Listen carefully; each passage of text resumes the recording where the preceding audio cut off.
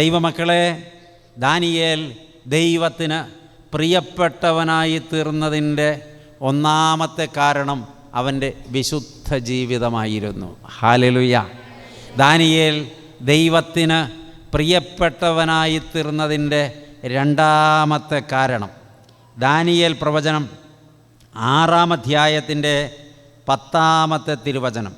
എന്നാൽ രേഖ എഴുതിയിരിക്കുന്നു എന്ന് ദാനിയേൽ അറിഞ്ഞപ്പോൾ അവൻ വീട്ടിൽ ചെന്നു. അവൻ്റെ മാളിക മുറിയുടെ കിളിവാതിൽ യെരൂശലേമിന് നേരെ തുറന്നിരുന്നു. താൻ മുമ്പേ ചെയ്തു വന്നതുപോലെ ദിവസം 3 പ്രാവശ്യം മുട്ടുകുത്തി തൻ്റെ ദൈവത്തിൻ്റെ സന്നിധിയിൽ പ്രാർത്ഥിച്ചു, സ്തോത്രം ചെയ്തു. Hallelujah, hallelujah. ദൈവമക്കളെ, ദാനിയേലിൻ്റെ ജീവിതത്തിലെ മറ്റൊരു സുഹൃതമാണ് ഇവിടെ കാണുന്നത്. അവനൊരു പ്രാർത്ഥനാ മനുഷ്യനായിരുന്നു. ഹല്ലേലൂയ. നിരന്തരമായി മുടങ്ങാതെ പ്രാർത്ഥിക്കുന്ന ഒരു പരമഭക്തനായിരുന്നു ദാനിയേൽ പ്രവാചകൻ. ദൈവമക്കളെ, നമ്മളൊക്കെ പ്രാർത്ഥിക്കുന്ന മനുഷ്യരാണ്, അല്ലെന്ന് അച്ഛൻ പറയുന്നില്ല. എത്രത്തോളം ഇവിടെ ദാനിയേലിൻ്റെ പ്രാർത്ഥനയെക്കുറിച്ച് പറഞ്ഞല്ലോ. ഈ സംഭവം നടക്കുന്നത് ഒരു രേഖ എഴുതിയിരിക്കുന്നു എന്ന് അറിഞ്ഞപ്പോൾ അവൻ വീട്ടിലേക്ക് ചെന്നു എന്നാണ്. ബാബിലോണിലെ രാജകൊട്ടാരം സ്ഥിതി ചെയ്യുന്ന കോമ്പൗണ്ടിൽ തന്നെയാണ് ദാനിയേൽ താമസിക്കുന്ന വീട്. കാരണം അവൻ ആ രാജകൊട്ടാരത്തിലെ ഏറ്റവും പ്രധാനപ്പെട്ട ഉദ്യോഗസ്ഥന്മാരിൽ ഒരാളാണ്. വിദ്യാഭ്യാസമൊക്കെ കഴിഞ്ഞ് അവന് രാജകീയ തലത്തിൽ ഉന്നതമായ സ്ഥാനം കൽപ്പിച്ചു കൊടുത്തിരിക്കുകയാണ്. ദാനിയേലിനെ രാജാവിന് ഭയങ്കര ഇഷ്ടമാണ്. ദാനിയേൽ എപ്പോഴും രാജാവിൻ്റെ കൂടെ കാണും. എന്തെങ്കിലും ഒരു നിർണായക തീരുമാനമെടുക്കേണ്ട സാഹചര്യം വന്നാൽ മറ്റ് മന്ത്രിമാർ 10 പേർ ഒരുമിച്ച് നിന്ന് ആ കാര്യം അങ്ങനെ ചെയ്യണം രാജാവേ എന്ന് പറഞ്ഞാൽ രാജാവ് പറയും, നില്ല, ഞാൻ ദാനിയേലിനോടൊന്ന് ചോദിക്കട്ടെ. അത് മറ്റുള്ളവർക്ക് ഇഷ്ടപ്പെടുമോ? മിണ്ടണില്ലല്ലോ. ഒരപ്പന് 3 മക്കളുണ്ട്. 2 മക്കൾ ഒരുമിച്ച് ചെന്ന് അപ്പനോട് പറഞ്ഞു, അപ്പാ ഇന്ന കാര്യം ഇന്നതുപോലെ ചെയ്യണം, ഞാൻ അവനോടൊന്ന് ചോദിക്കട്ടെ. മറ്റവർക്കത് ഇഷ്ടപ്പെടുമോ? ഇഷ്ടപ്പെടുകയില്ല. അപ്പോൾ ഈ എബ്രായക്കാരനായ ദാനിയേലിനോട് എന്തുമേതും ആലോചന ചോദിക്കുന്നത് മറ്റുള്ളവർക്ക് ഇഷ്ടപ്പെട്ടില്ല. ഈ രാജകൊട്ടാരത്തിൽ പാരമ്പര്യമായി ഈ അധികാരം കൈയാളിയിരുന്ന ആളുകൾ പലരും ഇപ്പോൾ രാജാവിൻ്റെ കണ്ണിൽ അത്ര പ്രിയപ്പെട്ടവരല്ല. അവരുടെ വാക്കുകൾക്ക് രാജാവ് വില കൽപ്പിക്കാറില്ല. ചുരുക്കത്തിൽ ദാനിയേലിന് ബോധ്യപ്പെട്ടത് മുതൽ ദാനിയേൽ പറയുന്നത് മാത്രമേ രാജാവ് ചെയ്യാറുള്ളൂ. അത് മറ്റുള്ളവർക്ക് ഭയങ്കര അസഹ്യതയുണ്ടാക്കി, അസൂയയുണ്ടാക്കി. അവരാകെ ദാനിയേലിനെ പല വിധത്തിൽ നശിപ്പിക്കാനായിട്ട് ശ്രമിച്ചു. പക്ഷേ പ്രിയപ്പെട്ടവരെ, അതൊന്നും വിലപ്പോകുന്നില്ല എന്ന് വന്നപ്പോൾ ദാനിയേലിനെ നശിപ്പിക്കാൻ അവരങ്ങ് തീരുമാനിച്ചു. അതിൻ്റെ ഭാഗമാണ് ഈ രേഖ. രേഖ എന്താണെന്ന് പിന്നെ നിങ്ങളോട് പറയാം പ്രിയപ്പെട്ടവരെ.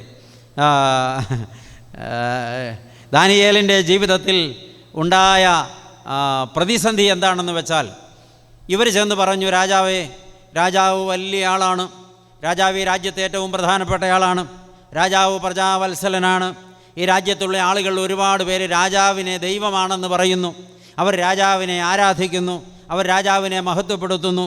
അവർ ഇതിങ്ങനെ സുഖിപ്പിച്ച് പറയുമ്പോൾ സുഖിക്കാൻ താല്പര്യമുള്ളവർക്ക് ഇതൊരു സന്തോഷമുള്ള കാര്യമാണ്. നിങ്ങളെ ആരെങ്കിലും പുകഴ്ത്തി പറഞ്ഞാൽ നിങ്ങൾക്ക് ഇഷ്ടപ്പെടുവോ ഇല്ലയോ? മിണ്ടുന്നില്ല. എന്നോട് പിണങ്ങാൻ ഞാൻ നിങ്ങളോടൊന്നും ചെയ്തിട്ടില്ല, പക്ഷേ നിങ്ങൾ എന്നോട് പിണങ്ങിയിരിക്കുകയാണ്. നിങ്ങളെ ആരെങ്കിലും പുകഴ്ത്തി പറഞ്ഞാൽ നിങ്ങൾക്ക് ഇഷ്ടപ്പെടുമോ? സത്യം പറ. ഇഷ്ടപ്പെടും. പിന്നെയും പുകഴ്ത്തി പറഞ്ഞാൽ ഇഷ്ടപ്പെടും. 2 പേർ, ഒരാൾ എപ്പോൾ കണ്ടാലും നിങ്ങളുടെ തെറ്റ് തിരുത്തും. നീ ആ പറഞ്ഞത് ശരിയായില്ല, ആ സംസാര രീതി തിരുത്തണം, ഇന്ന രീതിയിൽ ഇടപെടാൻ പാടില്ല, അവിടെ നീ പറഞ്ഞത് ശരിയായില്ല, ഇവിടെ നീ ഇടപെട്ടത് ശരിയായില്ല. ഇങ്ങനെ ഒരാൾ. വേറൊരാൾ, എത്ര നന്നായി, എത്ര മനോഹരമായിട്ട് നീ സംസാരിക്കുന്നത്, അന്നത്തെ പ്രസംഗം ഒന്ന് കേൾക്കേണ്ടതായിരുന്നു, അന്നത്തെ നിൻ്റെ ഇടപെടൽ എത്ര മനോഹരമായിരുന്നു, നീ അന്ന് ഇടപെട്ടതാണോ ശരി. ഞാൻ ചോദിക്കട്ടെ, നിങ്ങൾക്കിതിൽ ആരോടായിരിക്കും ഇഷ്ടം? സത്യം പറയില്ല. പള്ളിക്കകത്തിരുന്ന് കള്ളം പറയരുത്, നാവിറങ്ങിപ്പോവും. ഇതിൽ ആരോടായിരിക്കും ഇഷ്ടം? ഈ പുകഴ്ത്തി പറയുന്നവരോടായിരിക്കും ഇഷ്ടം. യാതൊരു തർക്കവുമില്ല. നിരന്തരം നമ്മുടെ തെറ്റ് തിരുത്താൻ ശ്രമിക്കുന്നവരെ നമ്മൾ ശത്രുവായി കാണും. ശരിയല്ലേ? ശരിയാണ്. പക്ഷെ നമ്മളെ പുകഴ്ത്തി പറയും, നമ്മുടെ എന്ത് തെറ്റ് ചെയ്താലും അതാണ് ശരി എന്ന് പറഞ്ഞ് നമ്മൾ പിന്നെയും തെറ്റ് ചെയ്യാൻ പ്രേരിപ്പിക്കുന്ന ആളുകളെ നമുക്ക് ഭയങ്കര ഇഷ്ടമാണ്. അത് ഇനി ഉദാഹരണ സഹിതം പറയാം. ഇപ്പം മദ്യപിച്ച് വീട്ടിൽ വന്ന് ലഹളയുണ്ടാക്കുന്ന ഭർത്താവിനെ നിരന്തരം ഭാര്യ തിരുത്തും. കെട്ടിറങ്ങിക്കഴിയുമ്പോൾ, സുബോധം വന്നു കഴിയുമ്പോൾ, എൻ്റെ അച്ചായ അങ്ങനെ ആയാൽ ശരിയാവില്ല, ഇങ്ങനെ ആയാൽ ശരിയാവില്ല, കുടുംബം നശിച്ചു പോവുകയാണ്, മക്കളുടെ ഭാവി നഷ്ടപ്പെടുകയാണ്, സാമ്പത്തികം തകരുകയാണ്, കുടുംബം ആകെ അല്ലലും അലസലുമായി മാറുകയാണ്, അച്ചായൻ ഇങ്ങനെ തുടങ്ങരുത് എന്ന് ഭാര്യ പറയുമ്പോൾ ഇയാളൊന്നും മിണ്ടാതെ കേട്ടുകൊണ്ടിരിക്കും.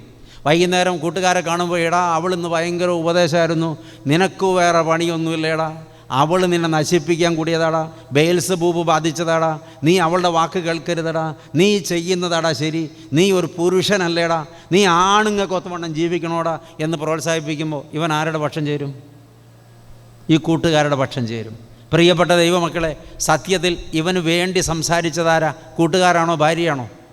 ഭാര്യയാണ്. ഭാര്യ അവൻ ഇതുവരെ മനസ്സിലായിട്ടില്ല. ഇവിടെ ഇരിക്കുന്ന ചിലർക്ക് ഇതുവരെ അവരുടെ ഭാര്യയെ മനസ്സിലായിട്ടില്ല. ദൈവത്തിന് സ്തോത്രം. പ്രിയപ്പെട്ട ദൈവമക്കളെ, ഇത് സ്വാഭാവികമായിട്ടും ഒരു ലോക ഇടപെടലാണ്. എന്താണെന്ന് ചോദിച്ചു കഴിഞ്ഞാൽ, സത്യം പറയുന്നവരോട് എപ്പോഴും താല്പര്യക്കുറവാണ്. ഇവരൊരു 8-10 പേര് പോയി രാജാവിനെ അങ്ങ് സുഖിപ്പിച്ചു. രാജാവേ, അതുകൊണ്ട് ഞങ്ങൾ രാജാവിനോട് പറയുന്നത് ഒരു രാജകൽപ്പന പുറപ്പെടുവിക്കണം. ഞാൻ പലപ്പോഴും ഇങ്ങനെ ചിന്തിക്കാറുണ്ട്, ഈ രാജാവ് ഇത്ര ശുംഭനായിരുന്നോ എന്ന്. പ്രിയപ്പെട്ടവരെ, അയാളൊരു സുഖിക്കുന്ന പൊക്കിയ പൊങ്ങണ ഒരാളായിരുന്നു, അല്ലെങ്കിൽ അങ്ങനെ സംഭവിക്കില്ലല്ലോ. ഇന്ന് അതിൽ കൂടുതൽ പൊക്കിയാൽ പൊങ്ങണ ആൾക്കാർ നമ്മുടെ നാട്ടിലുണ്ട് കേട്ടോ. അതുപോട്ടെ, പ്രിയപ്പെട്ടവരെ, ഈ രാജാവിനോട് പറഞ്ഞു, ഇനി 1 മാസത്തേക്ക് രാജാവാണ് ദൈവമെന്ന് പ്രഖ്യാപിക്കണം, രാജാവിനെ മാത്രമേ ആരാധിക്കാവൂ എന്ന് പ്രഖ്യാപിക്കണം, രാജാവിനെ അല്ലാതെ ആരെയും ആരാധിക്കരുത് എന്ന് പ്രഖ്യാപിക്കണം, രാജാവിനെ അല്ലാതെ മറ്റാരെയെങ്കിലും ആരാധിച്ചാൽ അവരെ സിംഹത്തിന് തീറ്റ കൊടുക്കുമെന്ന് കൽപ്പനയാകണം. അപ്പോൾ സുഖിച്ച് അതിൻ്റെ മാക്സിമത്തിൽ കയറിയിരിക്കുമ്പോഴാണ് ഇങ്ങനെയൊരു ഉപജാപകമുണ്ടായത്. രാജാവ് ഇടത്തോട്ടും നോക്കിയില്ല, വലത്തോട്ടും നോക്കിയില്ല, ദാനിയേലിനോടോട്ട് ചോദിക്കാനും പോയില്ല. സുഖിച്ചിരുന്നപ്പോൾ രാജാവ് കൽപ്പന എഴുതി. എനിക്ക് തോന്നുന്ന അഴിച്ചിട്ട് വീഞ്ഞൊക്കെ കുടിച്ച് നല്ല സുഖിമാനായിട്ട് ഇരുന്നപ്പോഴാണ് ഈ സംഭവമെന്നാ. ദാനിയേലിനെ ടാർഗറ്റ് ചെയ്ത് മാത്രമാണ് ഈ കൽപ്പന. അവനെ മുറിച്ച് കണ്ടിച്ചിട്ടാലും അവൻ രാജാവിനെ ആരാധിക്കില്ല എന്ന് ഈ ഉപജാപകന്മാർക്ക് നന്നായിട്ട് അറിയാം. ദാനിയേലിനെ ലക്ഷ്യമിട്ടാണ് ഈ കൽപ്പന. രേഖ എഴുതിയിരിക്കുന്നു എന്ന് ദാനിയേൽ അറിഞ്ഞപ്പോൾ അവൻ നേരെ വീട്ടിലേക്ക് ചെന്നു. ദാനിയേൽ താമസിക്കുന്ന വീട് രാജകൊട്ടാരത്തിൻ്റെ കോമ്പൗണ്ടിലാണ്. ആദ്യം പറഞ്ഞല്ലോ. അവൻ്റെ മാളികപ്പുറത്തേക്ക് കയറി. ഇവിടെ ഒരു കാര്യം പ്രത്യേകം എഴുതിയിട്ടുണ്ട്. മാളികമുറിയുടെ കിളിവാതിൽ യെരുശലേമിന് നേരെ തുറന്നു വച്ചിരുന്നു. അവൻ അകത്ത് കയറി മാളികമുറിയുടെ വാതിൽ യെരുശലേമിന് നേരെ തുറന്നു വച്ചു എന്നല്ല വായിച്ചത്, തുറന്ന് വച്ചിരുന്നു. ആ വാതിൽ അടച്ചിരുന്നില്ല. ഇവിടുത്തെ പ്രത്യേകത, നമ്മളൊക്കെ കിഴക്കോട്ട് തിരിഞ്ഞു നിന്ന് പ്രാർത്ഥിക്കുന്നവരാണ്. അങ്ങനെയല്ലേ? ആണോ? അതെ. പലരും പല രീതിയിലാണ് പ്രാർത്ഥിക്കുന്നത്. പക്ഷേ യഹൂദൻ്റെ പ്രാർത്ഥനയ്ക്കൊരു പ്രത്യേകതയുണ്ട്. യഹൂദൻ ലോകത്തെ എവിടെ താമസിച്ചിരുന്നാലും യെരുശലേമിലേക്ക് കണ്ണു നട്ടാണ് പ്രാർത്ഥിക്കുക. യെരുശലേം പട്ടണം സ്ഥിതി ചെയ്യുന്നതിന് കിഴക്ക് വശത്ത് താമസിക്കുന്നവരാണെങ്കിൽ അവർ പടിഞ്ഞാറോട്ട് നോക്കി പ്രാർത്ഥിക്കും. കാരണം അവർ ഇരിക്കുന്നതിൻ്റെ പടിഞ്ഞാറ് വശത്താണ് യെരുശലേം. പടിഞ്ഞാറ് വശത്ത് താമസിക്കുന്നവർ കിഴക്കോട്ട് നോക്കി പ്രാർത്ഥിക്കും. വടക്ക് വശത്ത് താമസിക്കുന്നവർ തെക്കോട്ടും, തെക്ക് വശത്ത് താമസിക്കുന്നവർ വടക്കോട്ട് നോക്കി പ്രാർത്ഥിക്കും. മാത്രമല്ല, പ്രാർത്ഥിക്കുമ്പോൾ അവർ താമസിക്കുന്ന വീടിൻ്റെ കിളിവാതിൽ യെരുശലേമിന് നേരെ തുറന്നു വയ്ക്കും. അവരെവിടെ വീട് പണിതാലും അവർ ദിശ നോക്കും. യെരുശലേം എവിടെയോ അവിടേക്കൊരു കിളിവാതിൽ പണിയും. ആ കിളിവാതിൽ തുറന്നു വയ്ക്കും. അവർ ഇങ്ങനെ വിശ്വസിക്കുന്നു, യെരുശലേമിലെ ദൈവാലയത്തിലെ മഹാപരിശുദ്ധ സ്ഥലത്ത് സർവശക്തനായ ദൈവം വസിക്കുന്നു. ഹല്ലേലൂയ. അതുകൊണ്ട് ദൈവത്തെ നോക്കിയാണ് അവർ പ്രാർത്ഥിക്കുന്നത്. ബാബിലോണിലായിരുന്ന ദാനിയേൽ അവൻ്റെ മാളിക മുറിയുടെ കിളിവാതിൽ യെരൂശലേമിന് നേരെ തുറന്നു വച്ചിരുന്നു. ഹല്ലേലൂയ.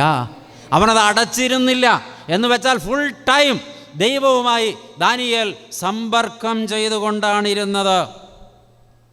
നമ്മളോ പ്രാർത്ഥിക്കാൻ നേരത്ത് വാതിൽ തുറക്കും, പ്രാർത്ഥന കഴിയുമ്പോൾ വാതിൽ അടയ്ക്കും. ഇനി മനസ്സിലാകുന്ന ഭാഷയിൽ പറഞ്ഞാൽ പ്രാർത്ഥിക്കാൻ നേരമാകുമ്പോൾ കുപ്പി അടയ്ക്കും, വാതിൽ തുറക്കും. പ്രാർത്ഥന കഴിയുമ്പോൾ വാതിൽ അടയ്ക്കും, കുപ്പി തുറക്കും. ഒന്നും മനസ്സിലായില്ല. എൻ്റെ ഭാഗ്യം. ദൈവത്തിന് സ്തോത്രം. പ്രിയപ്പെട്ടവരെ, നമ്മൾ പലരും ഇങ്ങനെയൊക്കെ പ്രാർത്ഥിക്കുന്നവരാണ്. നമുക്കൊരാവശ്യം വരുമ്പോൾ വാതിൽ തുറക്കും, പ്രാർത്ഥിക്കും. ആവശ്യം നിവർത്തിച്ച് കിട്ടിയാൽ വാതിലടയ്ക്കും, അവനവൻ്റെ വഴി നോക്കിപ്പോകും. ഒരു പഴഞ്ചൊല്ലുണ്ട്, പാലം കടക്കുവോളം. ഞാനൊന്നും പറഞ്ഞിട്ടില്ല കേട്ടോ. പാലം കടന്നാൽ പിന്നെ അതും നിങ്ങൾ തന്നെ പറഞ്ഞു, ഞാനൊന്നും പറഞ്ഞിട്ടില്ല. ദൈവമക്കളെ, ഇതുപോലെയാ നമ്മുടെ ആളുകളുടെ പ്രാർത്ഥന.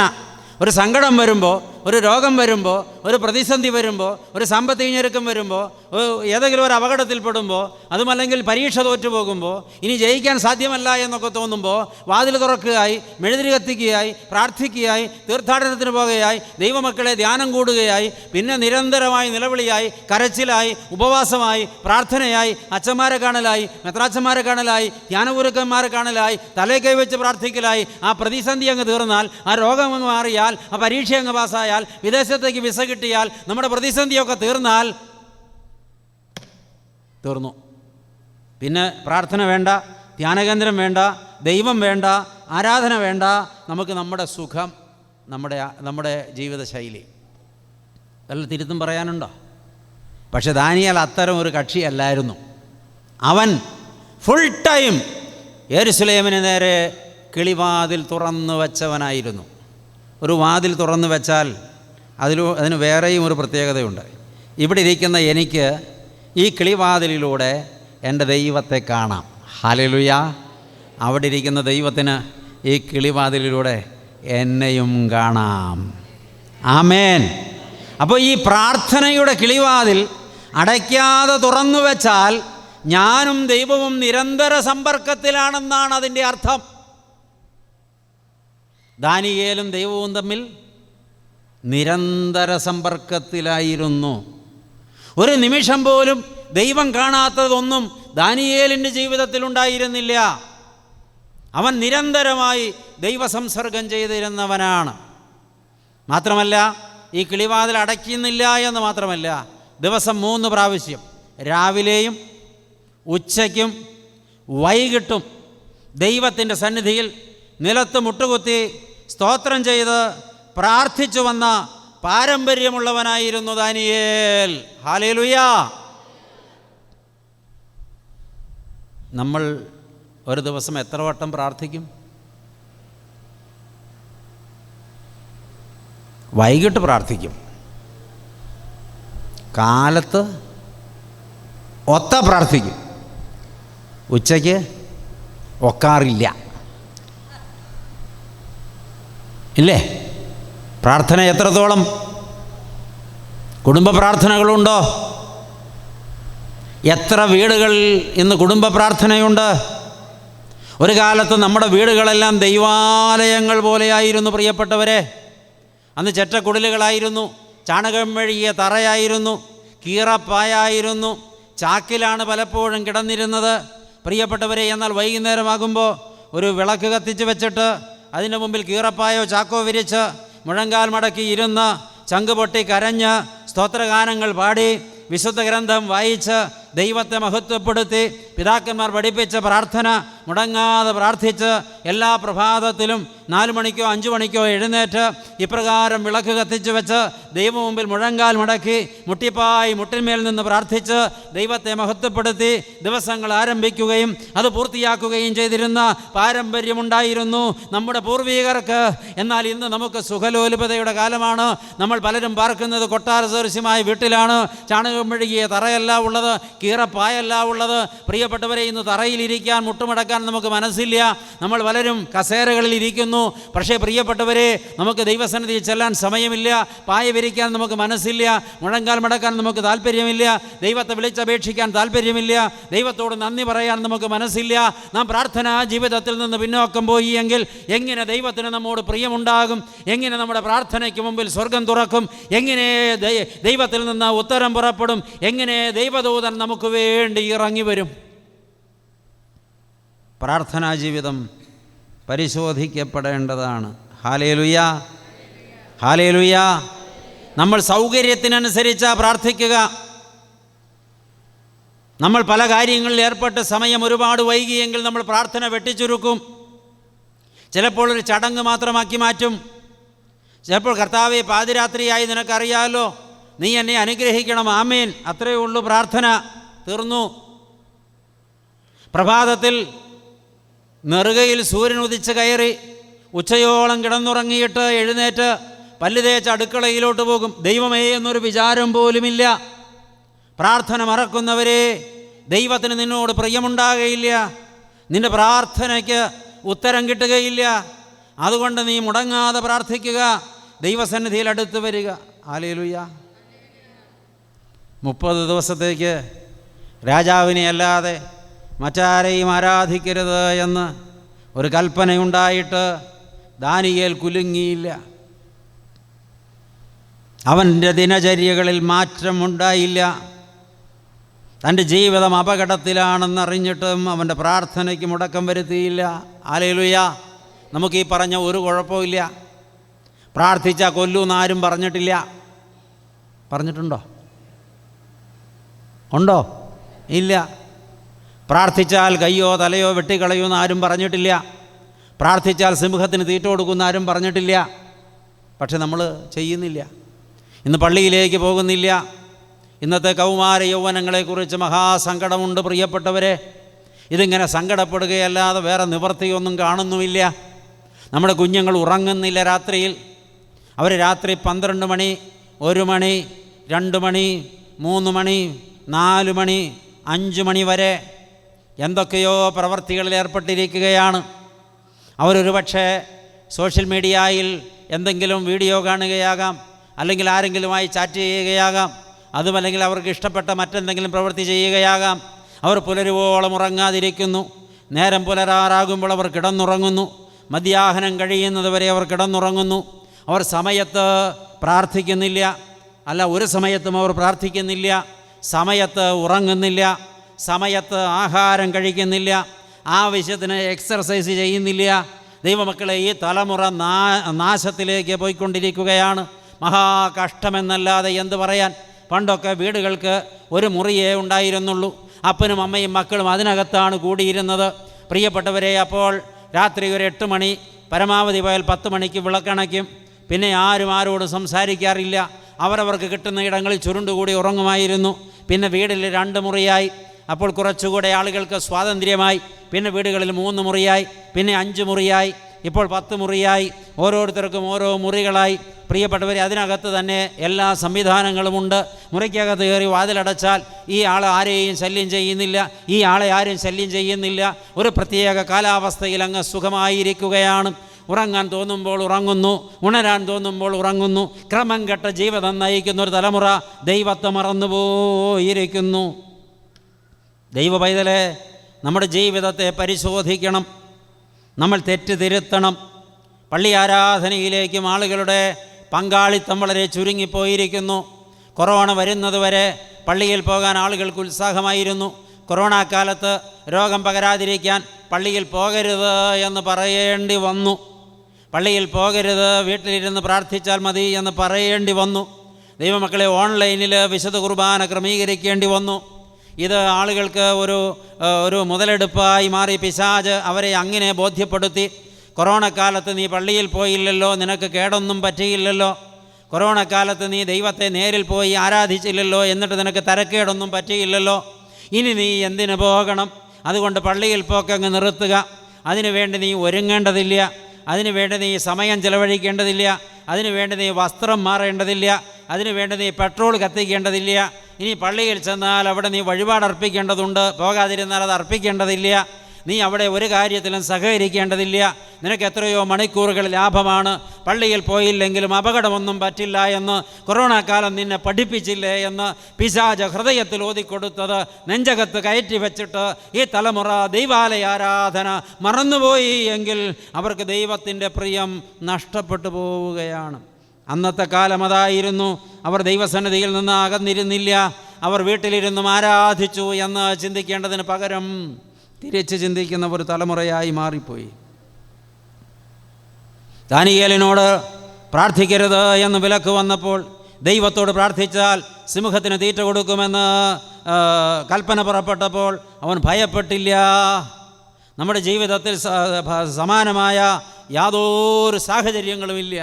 ദൈവമക്കളെ, പള്ളി ആരാധനയും കുടുംബ പ്രാർത്ഥനയും വ്യക്തിപരമായ പ്രാർത്ഥനയും മുടക്കാത്തവരാവുക. നിരന്തരമായി അത് ചെയ്യുക, നിരന്തരമായി അത് ചെയ്യുക, നിരന്തരമായി അത് ചെയ്യുക. ഇന്ന് രാത്രി അങ്ങനെ ഒരു തീരുമാനമെടുക്കുക. എൻ്റെ ദൈവമേ, ഇനി എൻ്റെ ആയുസ്സിൽ എത്ര നാൾ ഈ ഭൂമിയിൽ ഞാൻ മിച്ചമുണ്ടെന്നറിയില്ല. എൻ്റെ പ്രാണൻ എടുക്കപ്പെടുന്ന നാഴിക വരെ മുടങ്ങാതെ ദൈവമേ നിൻ്റെ മുമ്പിൽ ഞാൻ മുഴങ്കാൽ മടക്കുമെന്ന്, ഞാൻ പ്രാർത്ഥിക്കുമെന്ന്, വിശുദ്ധ വചനം ധ്യാനിക്കുമെന്ന്, ഞാൻ നിന്നെ പാടി ആരാധിക്കുമെന്ന് ഞാൻ ദൈവസന്നിധിയിൽ ഇന്ന് രാത്രി ദൈവ പൈതലെ പ്രതിജ്ഞ ചെയ്യണം. ഈ കൂടിവരവ് അപ്രകാരം ഒരു തീരുമാനത്തിന് ഉതകുന്നതായി തീരണം. അതിനായിട്ടത്രേ ദൈവം നമ്മെ വിളിച്ച് പാദപീഠത്തിൽ അടുപ്പിച്ച് വരുത്തിയിട്ടുള്ളത്. നമ്മുടെ ജീവിതം ക്രമം കെട്ടുപോയി എങ്കിൽ അത് ക്രമത്തിലാക്കുവാൻ ദൈവത്തിൻ്റെ പരിശുദ്ധാത്മാവ് ഈ രാത്രി കാഹള ശബ്ദത്തിൽ എന്നെയും നിങ്ങളെയും പ്രബോധിപ്പിക്കുകയാണ്.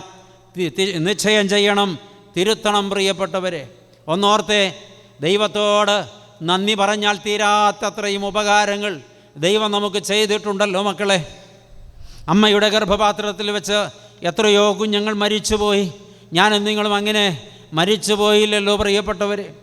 അംഗഭംഗങ്ങളോടെ എത്രയോ കുഞ്ഞുങ്ങൾ പിറന്നു വീണു. നമുക്കങ്ങനെ ഒരവസ്ഥ ഭൂരിപക്ഷം പേർക്കും ഉണ്ടായില്ലല്ലോ പ്രിയപ്പെട്ടവരെ. എത്രയോ കുഞ്ഞുങ്ങൾ പട്ടിണിയിലേക്ക്, ദാരിദ്ര്യത്തിലേക്ക്, കഷ്ടതകളിലേക്ക്, മഹാകഷ്ടതകളിലേക്ക് പിറന്നു വീണു. എത്രയോ പേർ അത്താഴ പട്ടിണിക്കാരായി, എത്രയോ പേർ കിടപ്പാടമില്ലാത്തവരുണ്ട്, എത്രയോ പേർ ജീവിതത്തിന് ഒരു നിവൃത്തിയുമില്ലാത്തവരുണ്ട്. എന്നാൽ ദൈവം നമ്മളിൽ ഒരുപാട് പേരെയും അതിൽ നിന്നെല്ലാം വിഭിന്നമായി വീണ്ടെടുത്ത് അനുഗ്രഹിച്ചല്ലോ. ഈ ലോകത്ത് നമുക്ക് കണ്ണിന് കാഴ്ചയുണ്ടല്ലോ, കാതിന് കേൾവിയുണ്ടല്ലോ, സംസാരശേഷിയുണ്ടല്ലോ. ദൈവമക്കളെ, നമുക്ക് നടക്കാൻ കാലുകളുണ്ടല്ലോ, പ്രവർത്തിക്കാൻ കൈകളുണ്ടല്ലോ, കമ്പ്യൂട്ടറിനെ തോൽപ്പിക്കുന്ന ബുദ്ധിയുണ്ടല്ലോ, തലച്ചോറുണ്ടല്ലോ, നമുക്ക് പഠിക്കാൻ കഴിഞ്ഞിട്ടുണ്ടല്ലോ, നല്ല വിദ്യാഭ്യാസം കിട്ടിയല്ലോ, നല്ല ജോലി കിട്ടിയല്ലോ, നാം സമൂഹത്തിൽ പല സ്ഥാനമാനങ്ങളിൽ എത്തിയല്ലോ. ഇതെല്ലാം ദൈവത്തിൻ്റെ കൃപയാണ്. ഹല്ലേലൂയ. ഇത് മാത്രമല്ല, ദൈവമക്കളെ, ജീവിതത്തിൽ പാപങ്ങളേറെ ചെയ്തിട്ടും, ദൈവത്തിന് ഇഷ്ടമില്ലാത്ത വഴികളിൽ നടന്നിട്ടും, ദൈവനിഷേധികളായി ജീവിച്ചിട്ടും, നാം പലപ്പോഴും നമ്മുടെ ഇഷ്ടമനുസരിച്ച് ദൈവത്തെ തള്ളിപ്പറഞ്ഞിട്ടും, ഈ ലോകത്തിൻ്റെ പാപയിമ്പങ്ങളിൽ മുഴുകിയിട്ടും, നാം മരണത്തിനും നരകത്തിനും അവകാശികളായി തീർന്നിട്ടും സ്വർഗത്തിലെ ദൈവം നമ്മെ കൈവിട്ടില്ലല്ലോ. കണ്ണുകൊണ്ട് കാല് നടന്ന പാപത്തിൻ്റെ വഴികളെക്കുറിച്ച് ദൈവം കണക്ക് ചോദിച്ചിരുന്നെങ്കിൽ കാല് രണ്ടും മുറിച്ച് മാറ്റേണ്ട കാലം കഴിഞ്ഞല്ലോ. എന്നാൽ പാപിയായ ഞാനും നീയും നമ്മുടെ പാപത്തിൽ ശിക്ഷിക്കപ്പെടാതിരിക്കാൻ പാപിക്ക് വേണ്ടി പരിത്രാണയാഗമായി കാൽവരിയിൽ യാഗമായ യേശു നമ്മുടെ പാപവും ഏറ്റെടുത്ത് നമ്മെ വീണ്ടെടുത്തല്ലോ. ഇത്ര വലിയ സ്നേഹം തന്ന തമ്പുരാനോട് നന്ദി കാണിക്കണ്ടേ മക്കളെ? ഹല്ലേലൂയ. നന്ദി കാണിക്കണ്ടേ? നമ്മൾ ദൈവസന്നിധിയിൽ നന്ദി കാണിക്കണ്ടേ? അതിന് ദൈവസന്നിധിയിൽ ഇരിക്കണം, നന്ദി കേട് കാണിക്കരുത്. 103-ാം സങ്കീർത്തകൻ പാടുന്നത് എന്താണ്? എന്നുള്ളമേ സ്തുതിക്കാ നീ പരനേ തൻ നന്മകൾക്കായി സ്തുതിക്കാം, സ്തുതിക്കാമെൻ അന്തരംഗമേ അനുദിനവും. എന്നന്തരംഗമേ അനുദിനവും.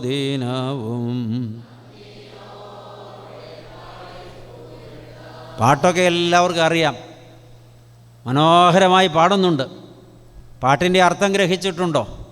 ഇത് ആരോട് പറയുന്നതാ ഈ പാട്ട്? പിടികിട്ടിയിട്ടില്ല. ഞാൻ എന്നോട് പറയുന്നതാണ്, എന്നുള്ളമേ സ്തുതിക്കുക. എൻ മനമേ കർത്താവിനെ സ്തുതിക്കുക, എൻ മനമേ കർത്താവിനെ സ്തുതിക്കുക.